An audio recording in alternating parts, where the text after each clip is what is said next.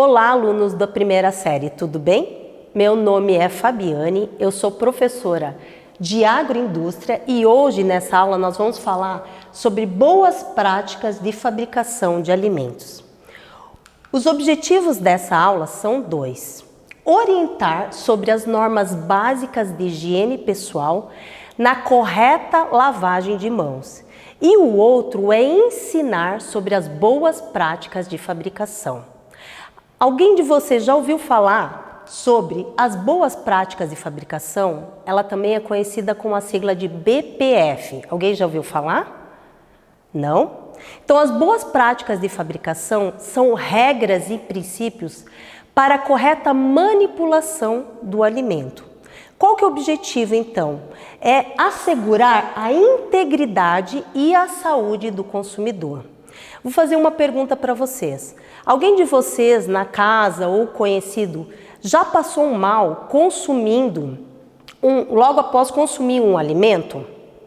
Ah, sim. E quais sintomas você teve? Isso, a diarreia, o vômito, o enjoo, a dor de cabeça são sintomas que indicam, que caracterizam que aquele alimento ele foi manipulado de uma forma incorreta. Por isso é importante a gente conhecer esses princípios, essas regras das boas práticas de fabricação, para então evitar que após a gente consumir um alimento, ele nos faça mal, né?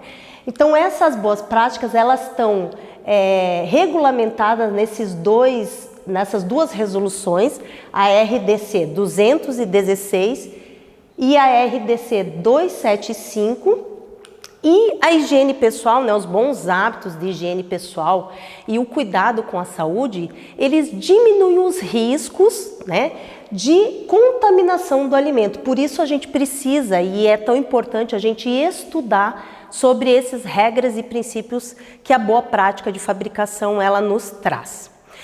Então hoje nós iremos, durante essa aula, eu vou orientá-los da maneira correta para fazer a higiene das mãos. O primeiro passo, então, a gente vai molhar as mãos em uma água que seja de boa qualidade, né, uma água potável, e vamos aplicar ali o sabonete líquido ou o detergente. Em casa, por exemplo, a gente utiliza o sabão em barra, mas quando a gente manipula fora de casa o alimento, o correto não é a utilização do sabonete. Por que sabonete em barra? Porque o sabonete em barra, ele produz espuma? Produz, né, pessoal? Ele produz espuma assim, no momento que você vai esfregar as mãos, ele vai produzir espuma.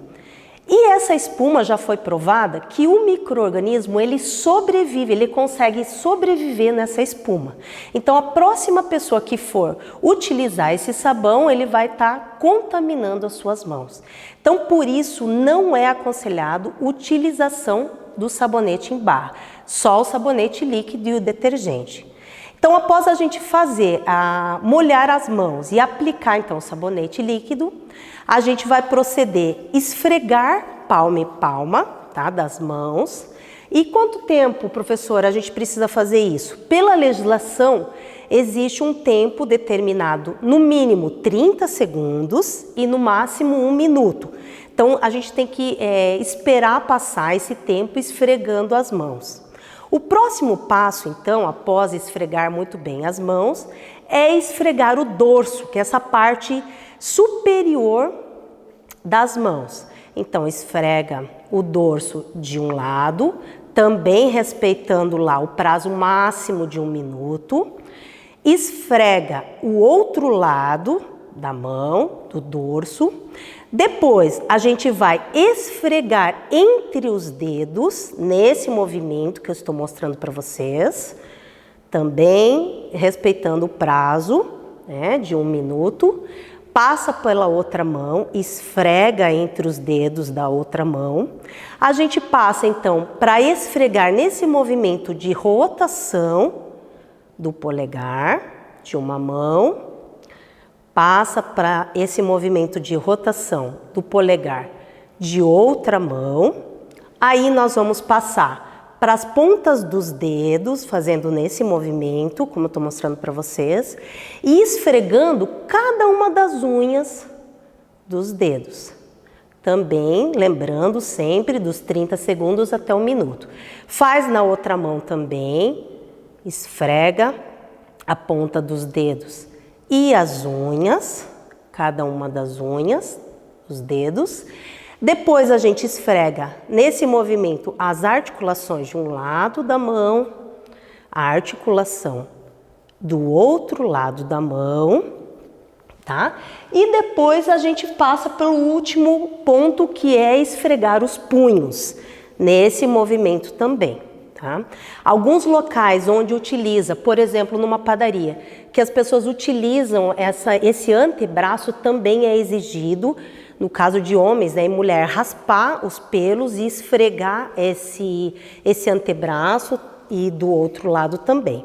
E após tudo isso, nós vamos novamente enxaguar as mãos em água e vamos secar com o papel toalha. Daí vocês podem estar pensando, professora, lá em casa não tem papel toalha, eu vou utilizar a toalha de tecido. Não é recomendado. Por quê?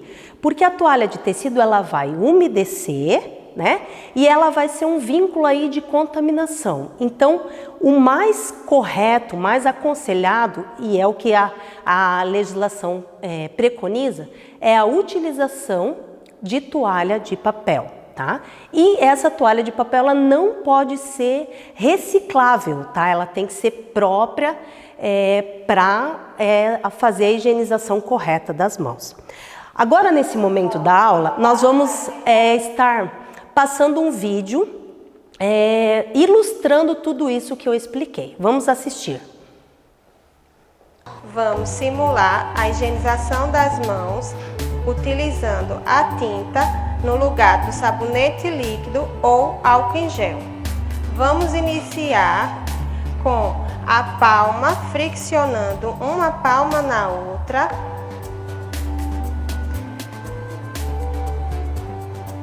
Depois disso, vamos friccionar uma palma no dorso da mão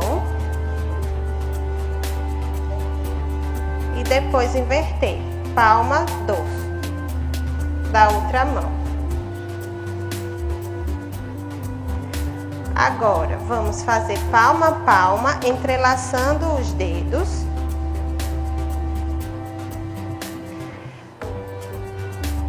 Depois disso, vamos para os dedos, os dorsos dos dedos, friccionando. Após isso, vamos fazer o polegar em movimentos circulares.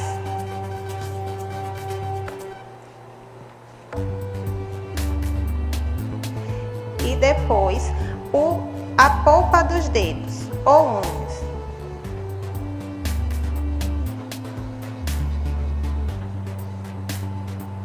Agora, vamos para o punho em movimentos circulares.